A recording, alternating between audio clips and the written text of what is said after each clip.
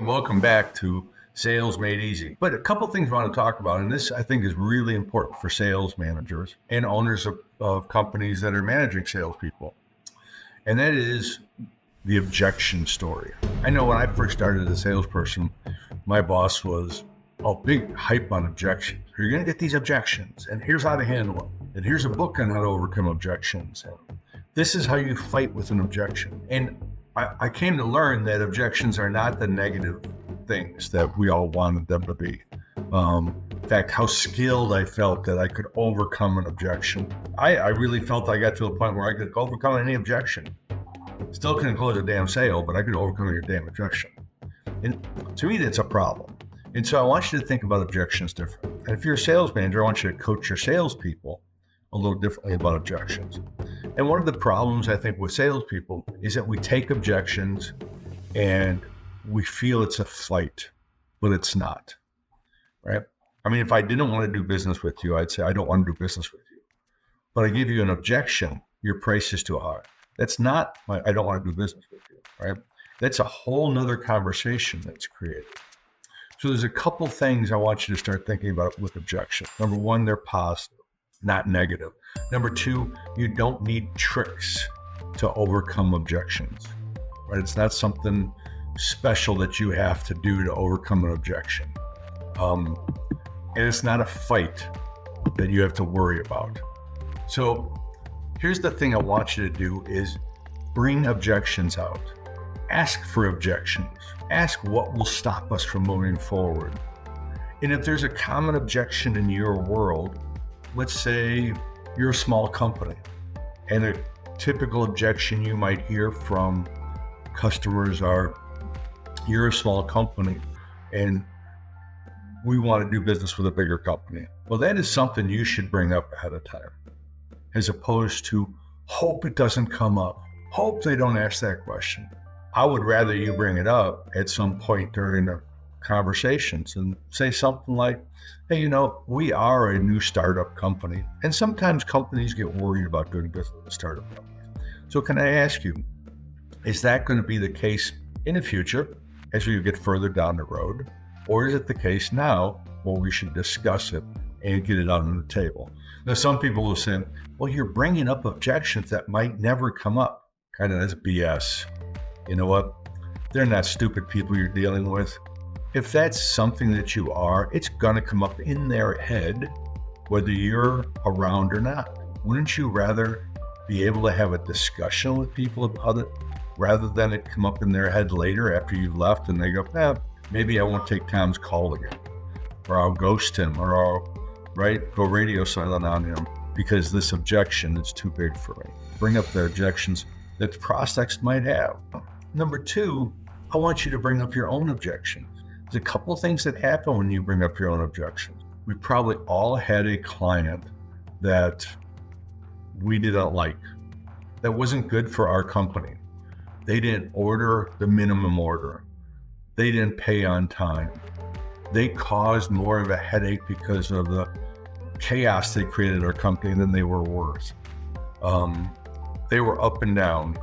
They were beat us up on price. We didn't make much profit. We all had those clients, and we all took them because we were looking for clients. Well, why not bring that up to people?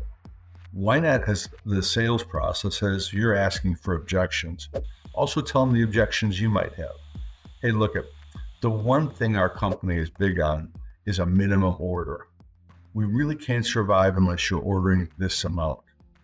So maybe we should talk about that. Will that ever be a problem if we start doing business together?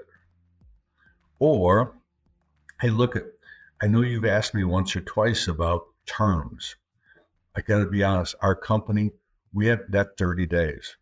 If it's going to extend longer than that, or it's going to be a problem with that, we should discuss that now, because that would be a problem when we start doing business and you get extended to 60 days. So bring up your own objections, right? There's a couple things that happen when you do bring those up. It raises your level to a peer status. Think about it. When you're sitting there telling me, we're not sure we're right for you and we're not sure you're right for us, you are now becoming a trusted advisor. as opposed to just a slimy salesperson trying to make another sale. It puts you in a whole different light with somebody. And then the last thing I can tell you is bring up the objections, but when they come up, don't you handle them, let the prospect handle it.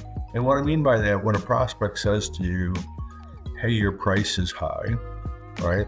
Or you should discuss ahead of time, you might even bring up that, hey, we are higher priced than who you're currently doing business with you. So let me ask a question. Will that be a problem? And if they say yes, great, let's talk about that. What would be the one thing or two things you'd be willing to pay more or a more percentage to help you out? In other words, if we're going to charge you more money, there's got to be something you're getting out of it. What's the one or two things you would say, this is worth more money? See, as opposed to me going, well, we charge more because of this, this, and this, you're trying to create value from all the stuff in your brochure. The best way to do this is let the prospect create value. What would you consider worth paying more for this product or service? Why would you pay more? Well, perhaps if you deliver it on time. What do you mean delivered on time? Well, the company we do business now, they're always 2 or 3 days late. Well, what does that do for you? Well, sometimes we have production issues because of it. See, when they come up with the objection, or you actually bring it to the forefront, instead of you trying to overcome it, let the prospect overcome it. The reason being is offense, defense. When someone gives you an offense, you're not local. We give a defense. Well, here's why we're better. You now got offense and defense. Here's why we're better, more defense. What are they going to do? Create more offense, and it's a game. So get away from the offense defense. When they say, here's my offense, you're not a local company. Just say, you're right. Is there one reason why you even think about doing business with a non-local company? Well, if you could do this better.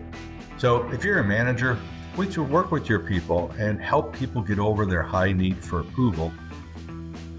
And instead of trying to create people to like them and think that's going to solve it, have that conversation of, hey, here's some problems we might encounter working together. How do we overcome those together? So that's my verbiage on objections. Hope that makes your life a little easier. Take a look at my newsletter. We are going to be having a 2-day sales boot camp coming up for those of you interested. And we're also going to have a management accelerator program for any manager that's trying to get into it. More about that later. Let's be coming after the first of the year. Sales Made Easy. Looking forward to you next week.